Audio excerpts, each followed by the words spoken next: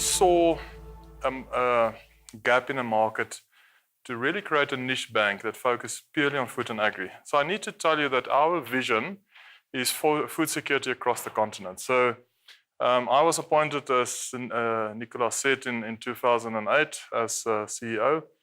And at that point in time, I said to the shareholders, what we need to do is we need to position the group for food security across the continent. And that basically means two things. The one is you need to get small-scale farmers to produce. You need to find a way in order to do that. You need to make sure that your commercial farmers are supported and they can expand. And the second thing is that you need to ensure that your processing plants use local produced product, because most processing plants in Africa use imported product.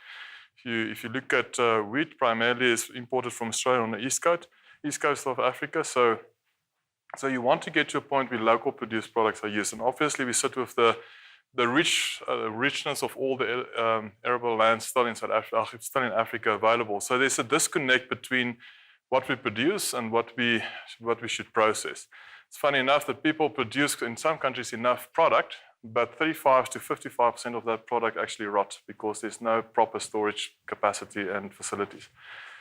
We then said in South Africa, we need to support the full value chain in terms of banking. So the intention is if you're a farmer, obviously for anybody, not only farmer, for you and me, for my household, I've got 4 kids. So cash flow in my household is quite important.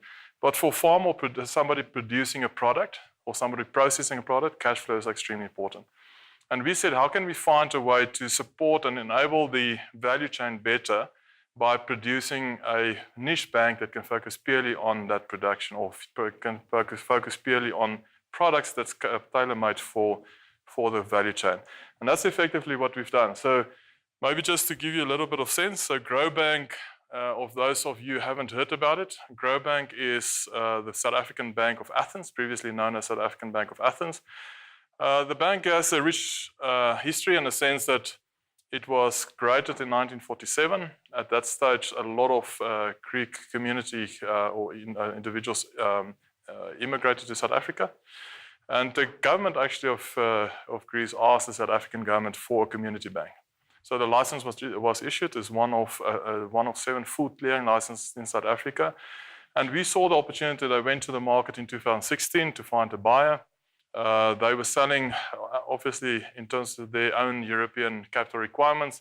The National Bank of Greece, who was the 99% shareholder, was selling their stake, and we were the successful bidder. So it gives us, in terms of our process, it actually gives us a fairly good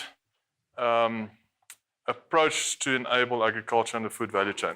So at this point in time, as Afgri Group, we effectively have, if you look at this, that is effectively food value chain. So you would want to know that the food value chain is covered, that there's people supporting the food value chain so that your kids and your grandchildren can have food on their table in years to come. But effectively, this is the food value chain. It starts with inputs, the primary ag, so you have a farmer, you have secondary ag, you have a process, you have storage and management. You will then have your agri-processing, your agri-commodity, your wholesaler and retailer. We have a company supporting each one of those legs, whether it's distribution, whether it's finance, whether it's processing, and whether it's distributing the final product. So that is really the sense. We're not obviously big in retailers, but we have good relationship in terms of the blue chip companies that we supply.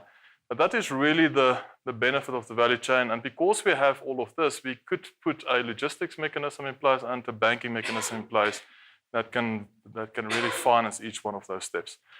Hence the reason for us acquiring the license. So it just allows us, from a food security point of view, to get to a point where we can support the food value chain, as I mentioned earlier.